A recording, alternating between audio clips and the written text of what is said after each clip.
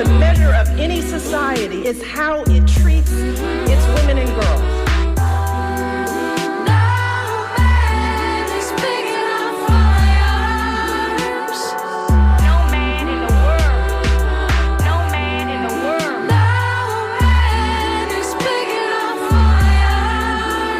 The measure of any society is how it treats its women and girls. We create the smart, powerful, creative, accomplished young women. We can fight. I'm here because of you. I'm here because girls like you inspire me.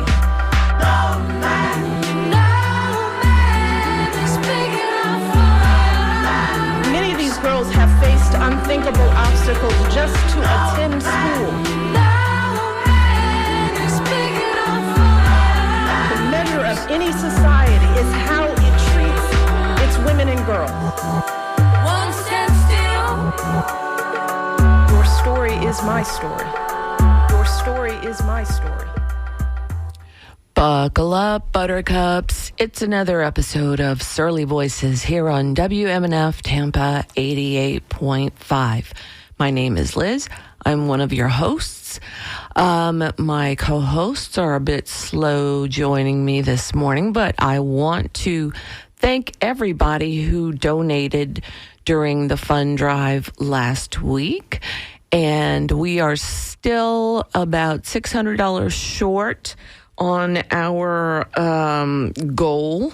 So if any of you out there are looking for a nice tax-deductible donation, WMNF can give you that. Just give them a call, 813-238-8001, or you can get on the WMNF website, www.wmnf.org, or you can donate on the app.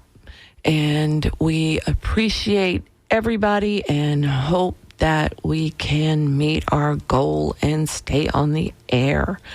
I don't know if they would kick us off if we didn't meet our goal, but it's not promising not to have the money. So anyway, lots of things happening this week. Some good, some bad, some good and bad. For example, I don't keep up with sports much. Our regular listeners know that.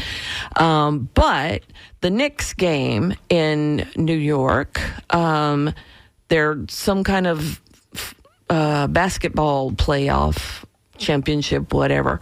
It's like the World Series of basketball. But anyway, at the Knicks game in New York, Trump decided he was going to inflict himself upon the Knicks, and he shut down pretty much the whole area near Madison Square Garden. It increased the waiting time for the folks who were coming to the game. Usually there is a watch party right outside the arena, and that got moved all the way. It got canceled basically because they had to shut down everything near the stadium for Trump's visit. And then he gets there, and all the fans, or a lot of the fans, booed him, which was kind of music to my ears, because it's like, yeah, I'd boo you too. And then he ends up falling asleep. And it's like, okay, wait, you inflicted yourself on these folks and took a nap? That's just, yeah. So that lots of memes running around about that. Welcome, Donna, my co-host. How are you? I'm good. How are you, Liz? Oh, I'm here. I made it back to Tampa. Oh! And, it's Tampa. Yay! Yeah, it's still Tampa.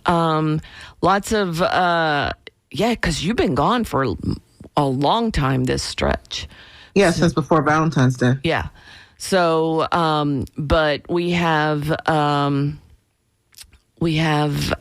lots to talk about. I was just talking to our listeners about the Knicks game, and I think they lost on the day that he went and slept in the owner's box. Oh, wow.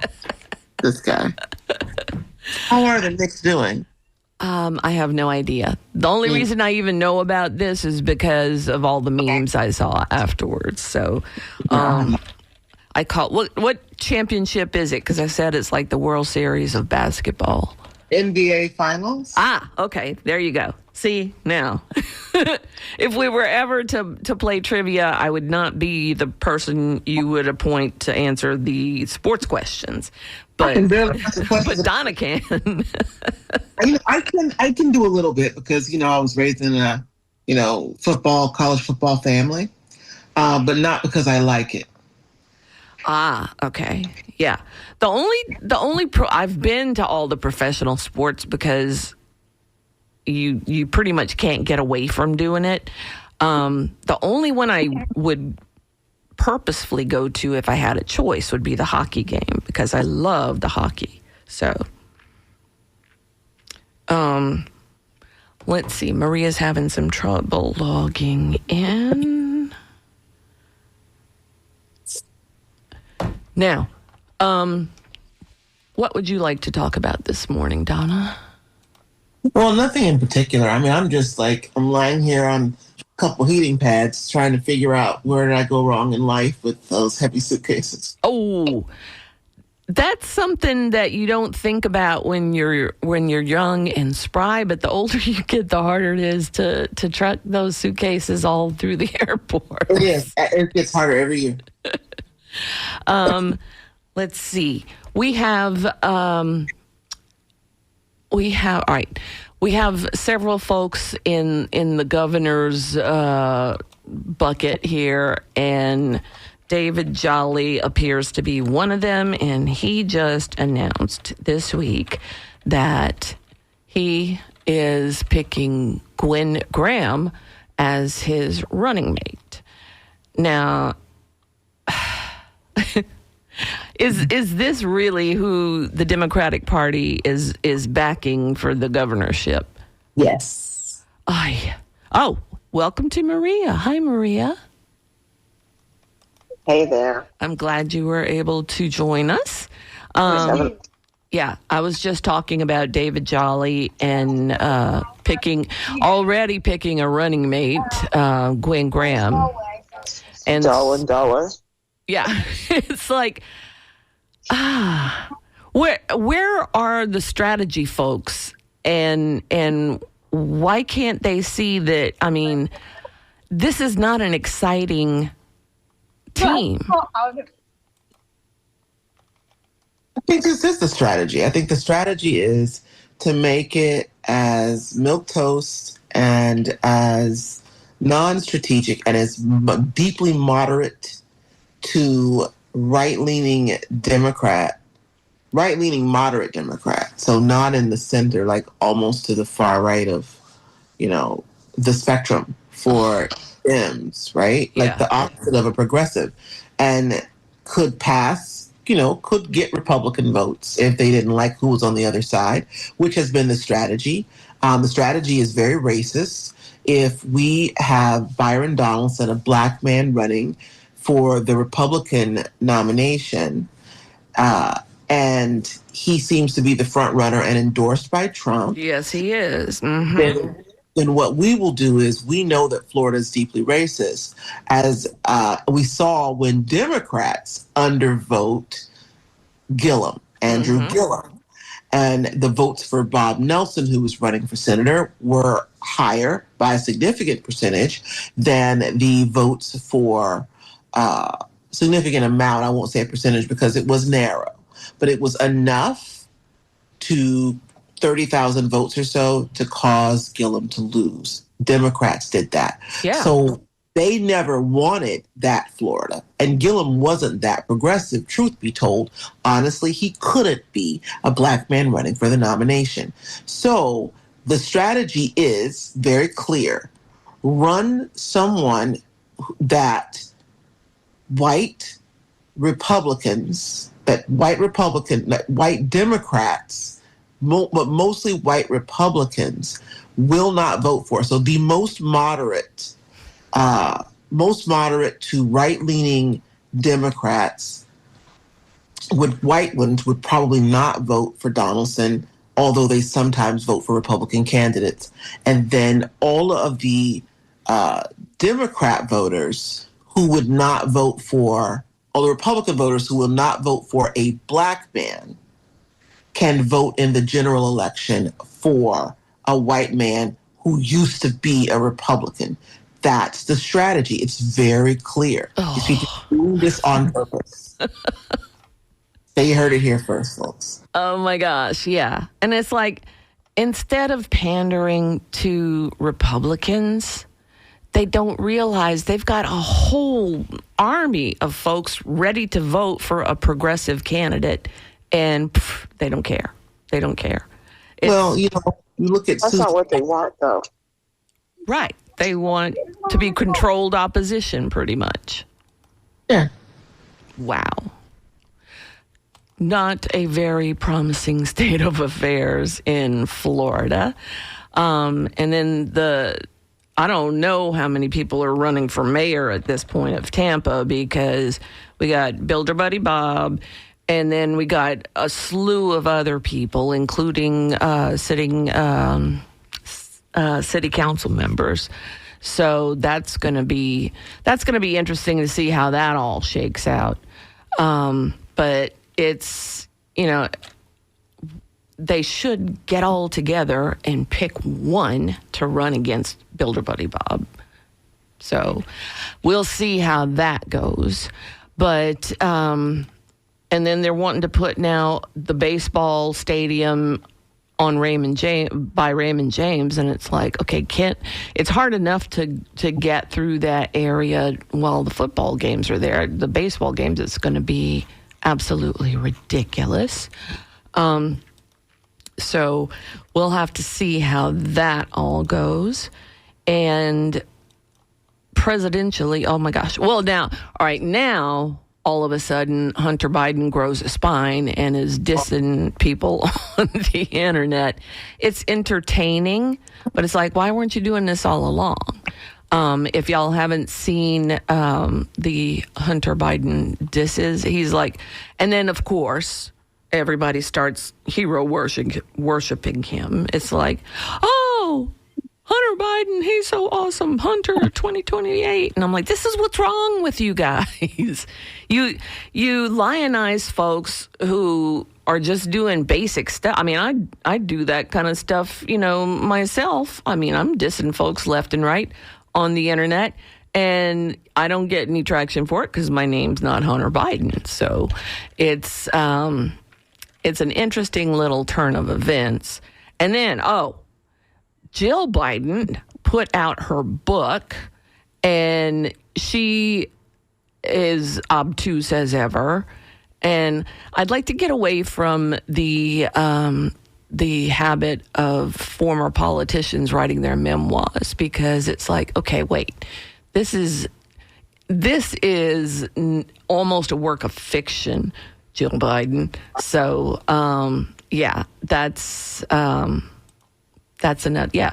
You see, if you search for Hunter Biden online, it comes up with a bunch of articles about how he's owning the MAGAs because he's clapping back at him. And I'm like, okay, what? There are some funny ones though. It's like one guy goes, "That was your bag of coke in the White House," and Hunter Biden goes, It most definitely was not. I would never have forgotten my drugs. But it's entertainment, but it's not really getting us anywhere. So I don't know what I don't know what Trump's latest plans are for the cage match in front of the White House, but God, the more pictures I see, the more gaudy it looks, and I'm like, okay, yeah. Do you notice how he has managed to hijack the 250th anniversary of the United States? Anybody notice that? Yeah, it would fall in his reign of terror. Yeah. It's like, we're not celebrating Donald Trump. We're celebrating the country. Those who celebrate are celebrating the country. And then I didn't know this. The concert that was supposed to take place with all the one-hit wonders from the 80s, that was, all right, the reason that these artists say that they dropped out was because they were misled about the nature of the program, that it was, they had been told it was nonpartisan, but actually it's a Trump fest because the folks who organized it, and we talked about this a few weeks ago, the folks that organized it are called Freedom 2025. It's supposed to be a nonpartisan group. It is not. It is MAGA adjacent. Actually, Congress had made a bipartisan committee called America 2025 and had allocated funds for a nice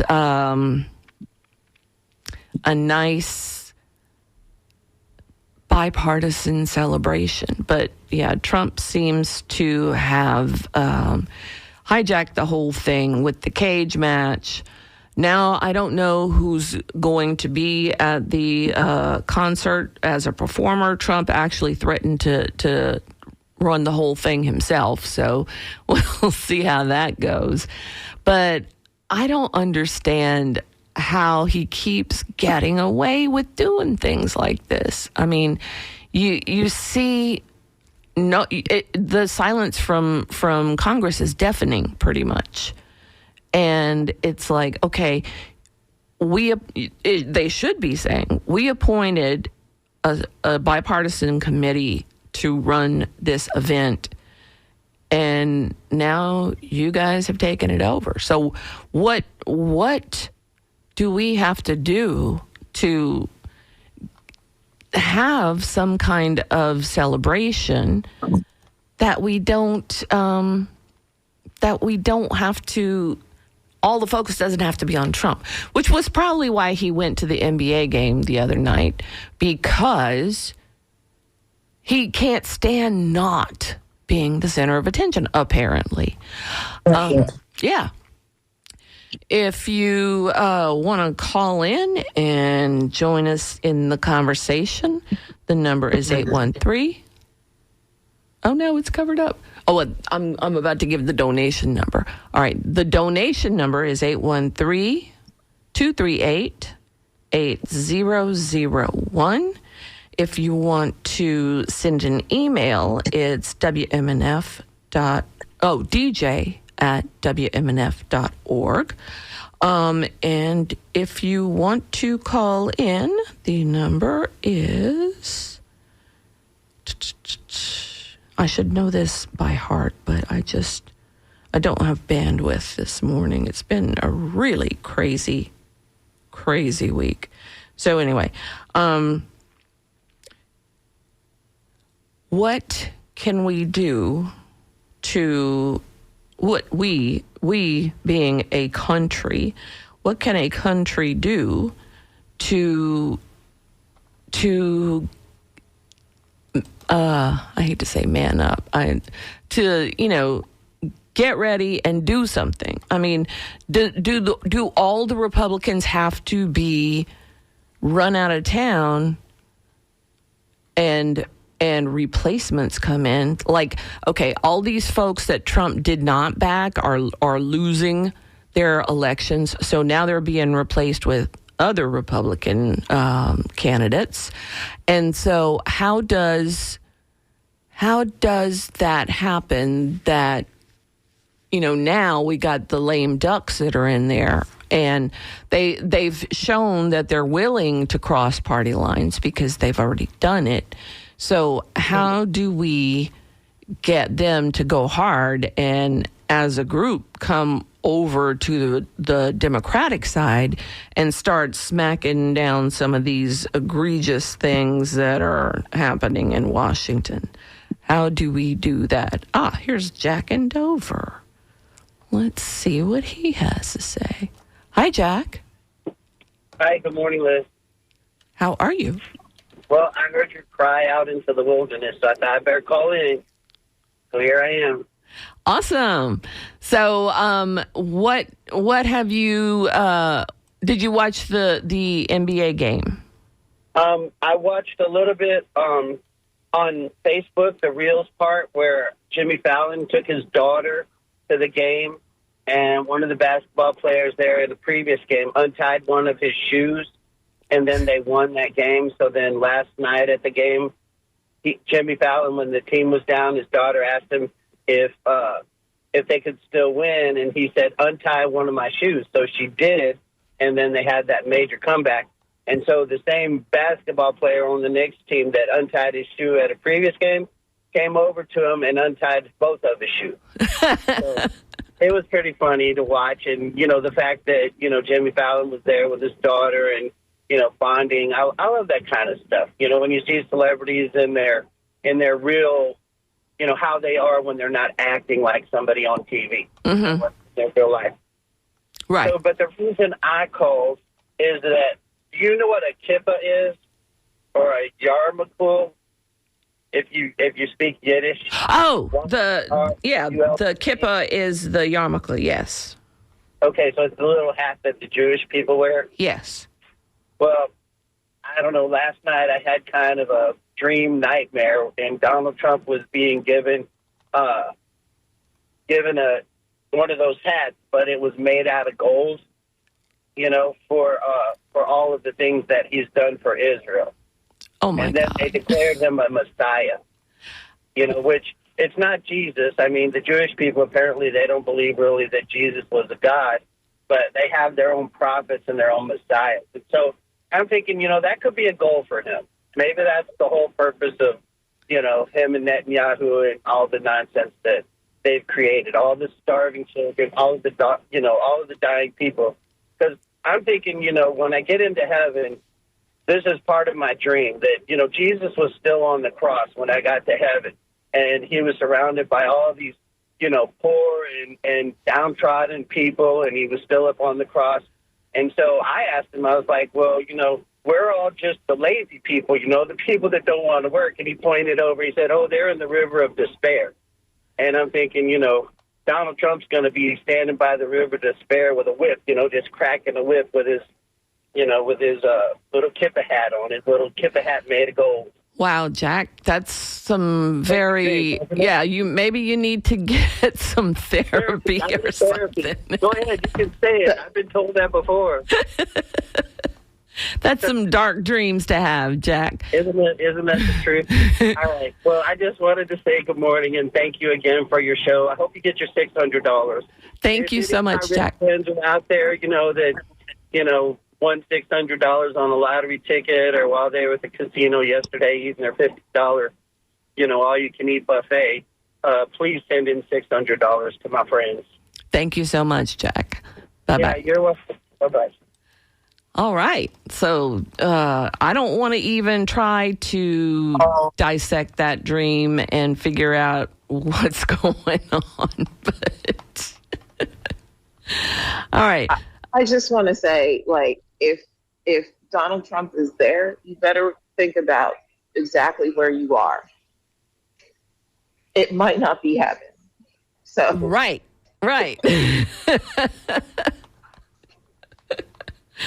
Let's see. Have you ladies seen the BNN Baby News Network sketches of Donald Trump as a baby running the country? Well, we don't have to see that because we see it every day, pretty much. Oh, did you see when he went off on the reporter and stormed out of the Kristen interview? Welker on Meet the Press? Yes. Yes.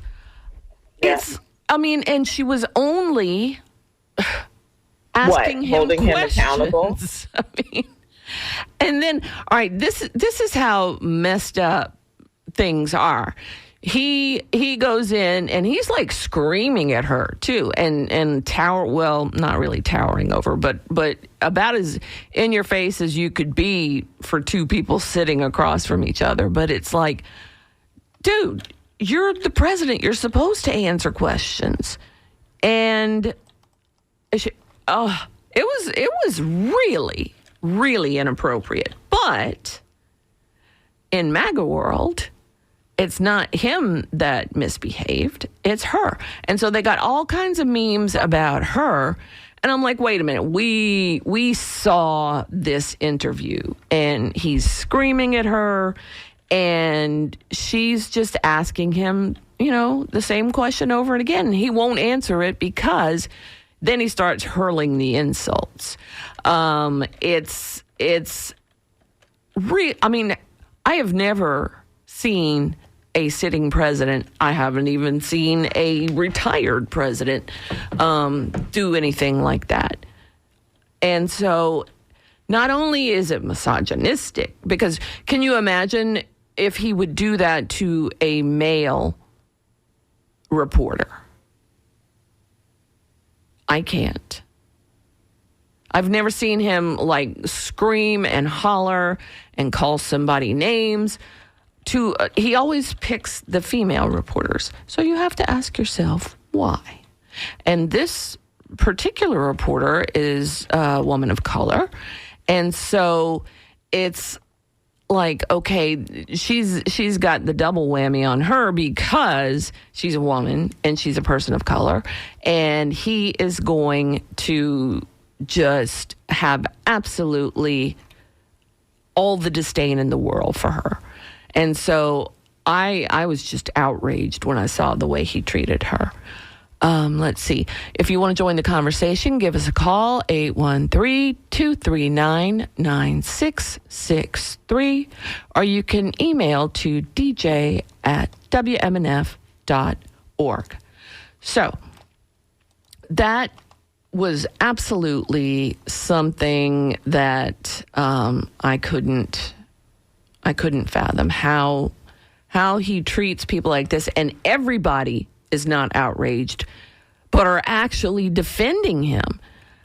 And I'm like, did we watch the same show? Let's see. There's a text from somebody. You wonder why Congress is deaf to what Dum Dum is getting away with. It's unfortunate, but as much as we don't want to admit it, it's called white power. Well, let's get the perspective from Miss or Dr. Cole, rather. What do you think about that? Is it all about white power? Why Congress is doing nothing? I don't. I think it's a little bit more expansive than that. I do think that at the end of the day, it comes down to that. Right. But I think that it's the same thing as with this gubernatorial pick. It's like they don't want things to change, right? And that to me is like the most sadistic part of even this pick of Gwen Graham. Yes, they are relying on the fact that we live in a very, very racist country. But at the end of the day, we also live in a country that has no interest in its citizens. So, I looked at that pick, and I also looked at the fact that no one does anything because no one wants anything to change, quite frankly. So, to the point, yes. But when you look at that pick for our state, it's the same thing. We can talk about Washington all day long. Right. But the same thing happens here. You guys live in Tampa. Builder Bob is Builder Bob for a reason. Right. There are other people that he caters to other than the citizens who elect him. Mm-hmm. So, I think that we've got to demand more. We've got to be more vocal about it. Yep. Because I think the saddest part is when I was so disgusted with that lieutenant governor pick, and then there was he already picked the person to lead his transition team. Wow. And I looked at that and I was like, tell me you don't want anything to change without Right. telling me you don't want anything to change. Exactly. We've got Angelia in St. Pete driving. Hi, Angelia. Hi, it's Angela. Angela. Frank spells it wrong.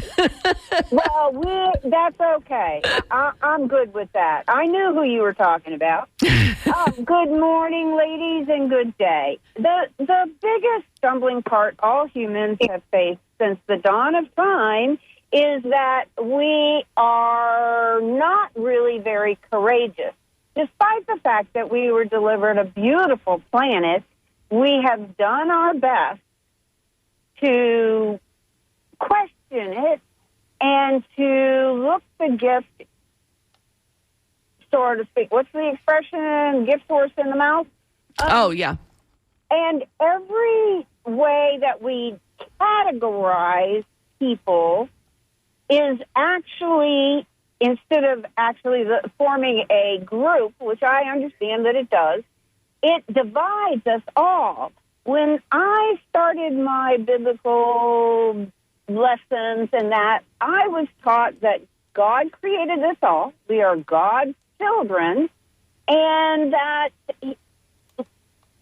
so the point that I'm trying to make is when we fail to see our own strength and when we allow ourselves foolishly thinking that we're stronger if we become tribes, we destroy our true strength, and then we fall victim to being gullible and led by those who profess to know more than we do. We know a lot. We proved that during the pandemic. Yes, it was uncomfortable. Yes, it was frustrating. But the one thing that came down is that we showed the business folks that we were still prepared, that we were still going to be consumers, and they're the ones that failed the test of being able to pick up the ball when they were thrown a curveball. Right. And we're still hearing them complain today that the lack of whatever particular item is all because of the pandemic. Bull dinky. What we proved is that despite the fact that it appears that we now have the government being run like a business is not real smart. They don't have all the answers. Right. They're all about making money and nothing else. Remember that the power is definitely in the people, and I'm over Uh-oh, she dropped out. Democrats. We are human beings. When we start acting like human beings, then we might start making good choices. But we're basically lazy too. We would like to have a daddy run the show for us and make all of our decisions and keep it easy. It's kind of like I read an article about a woman who she was just sharing her frustrations, and I'm not picking on her. We've all been there. It was like she didn't realize how challenging parenting was going to be. And I'm thinking, did this woman just crawl out from under a rock? Yeah. Because the thing is that there's no way in heck, other than that she did not witness the trials and tribulations of her own mother, her own father, her aunts, her uncles, her cousins. I just have to wonder, and that's why. It's like, how is it that generation after generation of folks wanting to be parents who seem to go out of their way to be parents but seem to be mystified by the job?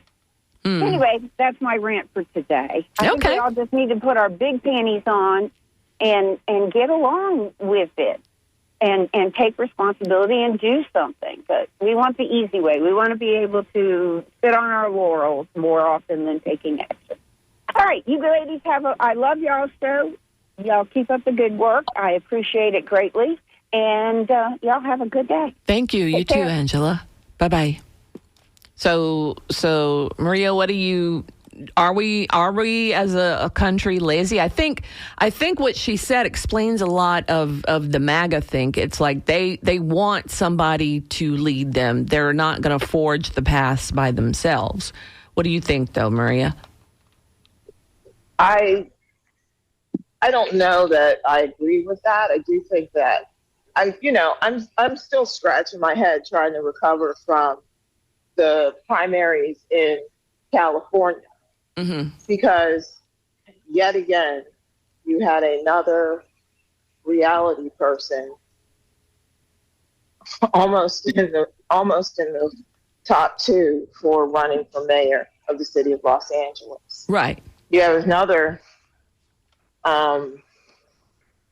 character, if you will, who's actually running for governor.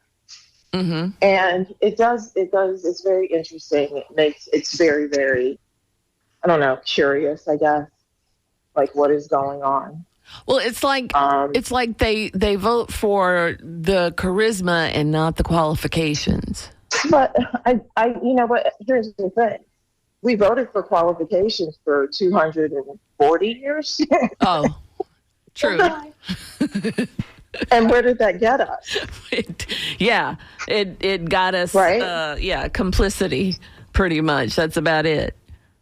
So, I mean, well, I can't say 240 years. I mean, this whole fiasco started with Ronald Reagan, if you ask me. But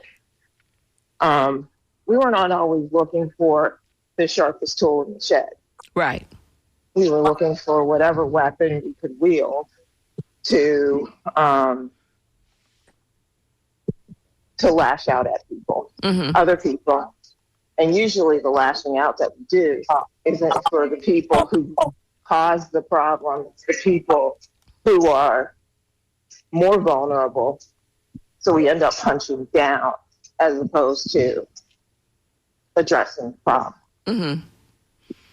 Okay, let me get back to these emails because we're getting a lot. Oh, if you want to join the conversation, give us a call, 813-239-9663, or you can email to dj@wmnf.org. Bubba says, hi, Surleys. Thank you for mentioning the parallelogram of enemies during Pledge Drive. Also, I miss Colbert. I'll never forgive Trump and CBS for killing a great and hilarious show. Bubba.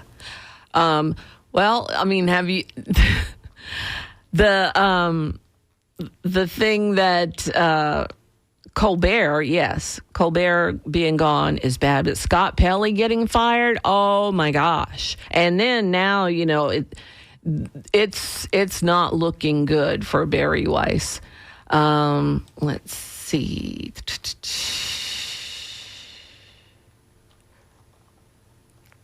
That's not a real. All right. Bubba also says that Welker interview was crazy. Trump always plays the victim. Definitely not a man, but a big baby. Somebody change his diaper, Bubba. I don't want that job, Bubba. Gosh, can you imagine? Let's see. This is a long one from Howard. I'm just going to pick the last paragraph. It's no coincidence that the color of MAGA hats is red, just like all other commie flags. It's our very own Comrade DeSantis has been a sycophant of the year, probably looking for a post in the Central Politburo after his stint here in the gulags is finished. All hail the Supreme Leader. McCarthy and Reagan are surely writhing in their graves. Howard. I don't think you could call either one of them a communist. I mean, but I get the point. Let's see. Don't know. I am a 76-year-old privileged cisgender white woman. A few years ago, I intended to do a huge vacation to D.C. for this July 4th, getting a hotel room facing the mall for 10 days around the 250 anniversary. Then I read the 1619 Project and From Here to Equality. Since bringing these truths into my heart, I can no longer find joy in celebrating the United States. Current politics exacerbate my pain. I cannot comprehend this conflict and disappointment for all non-white, non-cisgender people. WMNF is the place I hide out. Okay, a caller just said to put on my big panties on. I will try. Sarah, Circle of Friends. Thank you, Sarah, and thank you for being a member of the Circle of Friends. She brings a good point. What, and we've talked about this before as well, who's celebrating anyway? Because, and I guess that circles around and answers my first question was, why is Donald Trump hijacking this thing? Because Donald Trump is the MAGA leader and he thinks everything's great. He doesn't think about all the folks who were enslaved. He doesn't think about anything other than Donald Trump. And to him, Donald Trump is the United States. Donna actually went to where the first landing was for the 1619 Project. Donna, you want to say a little bit about that? Yeah, I just kind of walked into it. I was looking for stuff to do. I was working in Virginia Beach. And I went down, I was hoping to take a cruise. I went down to a boat dock. I said, well, we don't have anything out today, but here's what we do have. So I went over there and I just kind of walked down to the dock at Fort Monroe. And there was a little girl just saying, come on, come on.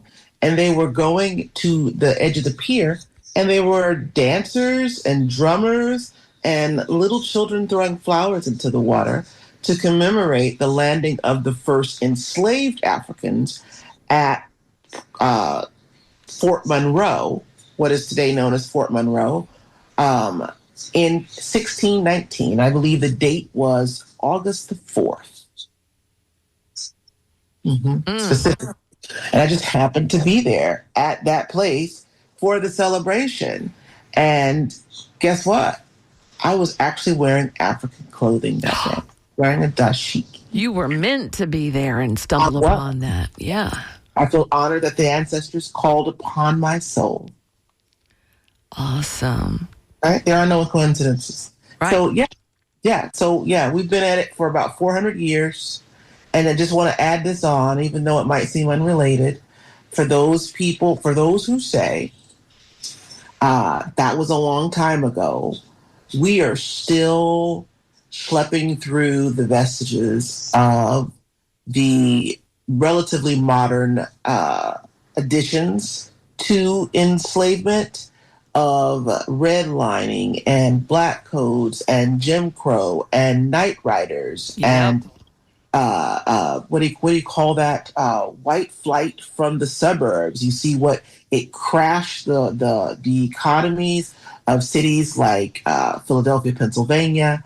I saw some of that, although about 150 years ago in St. Louis, I think I told you guys this, they wanted to put a park, a big New York City style, land preservation park in the middle of St. Louis. And the white people said, we don't want this to be for cars so that white people can drive on the promenade. And the people who lived in the landed gentry in what is today the county said, oh no, we don't want those people walking, because if we make it walking and it's a public park, then anybody can come. But if it's just for cars, the promenade will only be for the well-heeled. And so they got locked on the decision about that.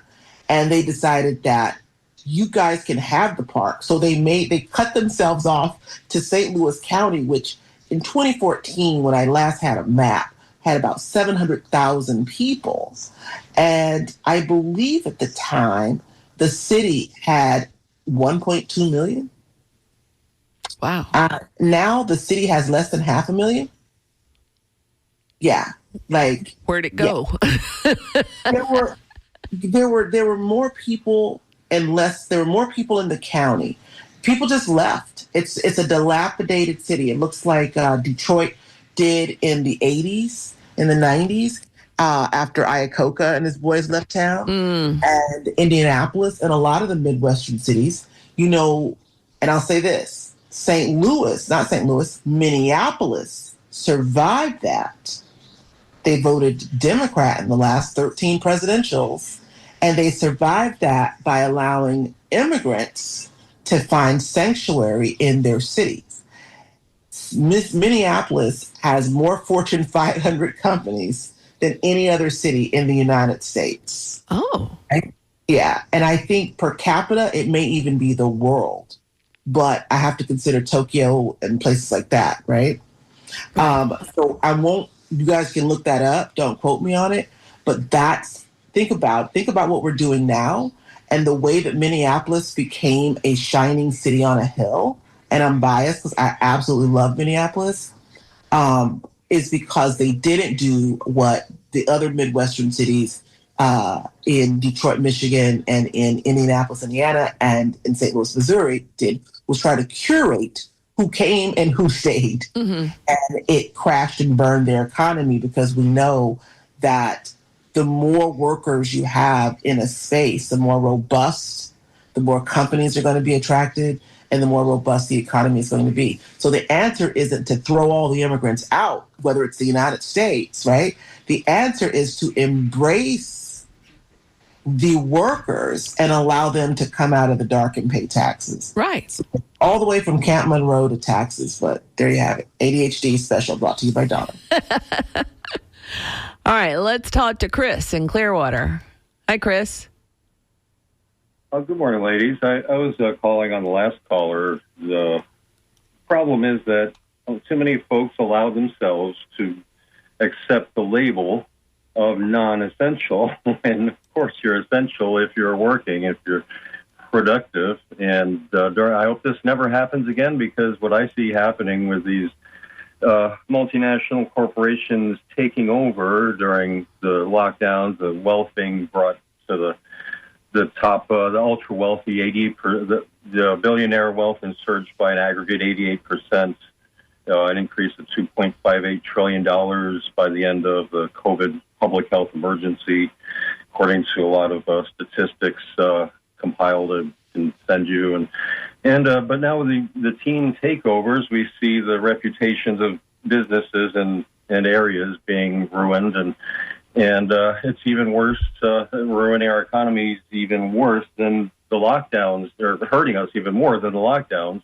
I won't say worse, but if it keeps up, we just had the lockdowns. We have to recognize were unprecedented, and so are these takeovers, because I see the plan as the multinational corporations without allegiance to any country, the big box retail stores selling dangerous, deadly, defective products made by fellow wage slaves in far-off countries. They're the ones who are taking over. And during the unprecedented lockdowns, we didn't have any epidemiological thresholds. Whoa! I see where you're going. The whole world was under lockdown. It wasn't just the United States. Not the whole world. Well, name a place that wasn't locked down. Because Sweden did quite well. Well, then that was the only place, because everything. No. All right. Well, we can talk about that another day. I've got the queue stacked up, Chris. So we'll talk about other things, but I want to talk about the lockdown, what's happening with our economy lately. Okay, but we need to do that another time, Chris, because you've already had your 2 minutes, and I've got folks waiting to talk. So. Call us next week, and I'll be looking up all the countries that did not lock down in the meantime, so we can have a good. Well, we had a false. Okay, thanks, Chris. Bye bye. All right, Dave in Tampa. Hi, Dave. Hey, good morning. Good morning. One thing I think that keeps getting overlooked in the conversation is that Donald Trump is wildly unpopular right now. Mm-hmm. And I don't think it's enough to just be against him. There's got to be something that replaces him. He has to be off the agenda. Mm-hmm. The longer people keep being outraged by his latest interview or showing up here and there and talking about him, that's what he wants. He's to be pushed aside. Right. And, the Democratic Party needs to have an insurrection the same way the Republican Party did with Trump. Somebody needs to rise up and cast off these people that are making it a model of mediocrity and come up with something new that workers relate to, farmers relate to, people in the cities and in rural areas relate to, and try to, reunite the country as opposed to profiting off division, which is exactly what the system is right now. You've got people with money who keep us divided so they can call the shots. Right. And that, to me, is where the conversation ought to be. Not what's the latest thing, outrage of Trump, but what's the new thing? Right.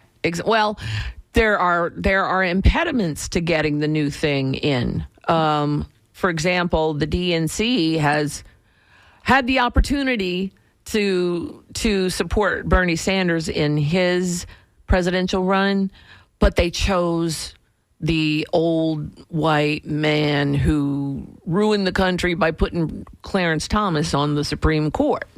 And so it's like, okay, how do we get out from under that? That's where I think a lot of the Democrats' problem is that they have this body who just does what it wants to do and doesn't take into consideration the will of the voters or potential voters.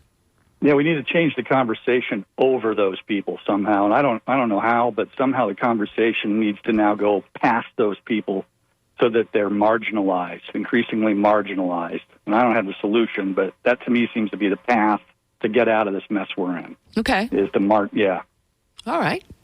Thanks so much for calling, Dave. Mm-hmm. All right. Bye-bye. Donna, Maria, you guys are the experts in this area. Anybody have an idea how we get things done? In Florida, no, I don't have any ideas.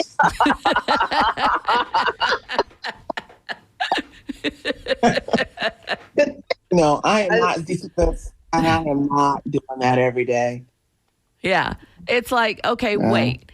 I mean, I want to give money to I want to give money to candidates that are running earnestly, but it's really just throwing money away. I might as well just take a lighter or just light up my $300, right, as well as give it to any of these candidates. And I want to make a gesture that says I support you, but I also, I could get, I don't know, a VIP with that money. This is ridiculous. Yeah. Maria? Go to the next spot. Have a spot. Maria, do you have any ideas? I think the only thing as unpopular is the state of the Democratic Party. So I think you got to keep that in mind. But the reason why is because there is no fight back. I think that there are examples across the country. I look at this. I look at Zohran Mamdani, right? Right. Like, in 6 months, he's gotten so much done. You had these slumlords, and it got them back rent written off for 5,100 units because those homes, those apartments were in ill repair. I think that there are ways in which I think that there are models of the ways in which people this is what people want, and we're not giving it to them. And as long as we're not giving it to them, people that are expressing rage and outrage are the ones that are going to get the attention. Yep. Sad but true. Frank just gave me the finger, so it's time to end the show. Jack, sorry I didn't get to you again, but call us next week and we'll have another conversation. Everybody out there, stay surly. Look for ways to help the situation rather than make it worse. Please join us again next Thursday on Surly Voices on WMNF Tampa 88.5.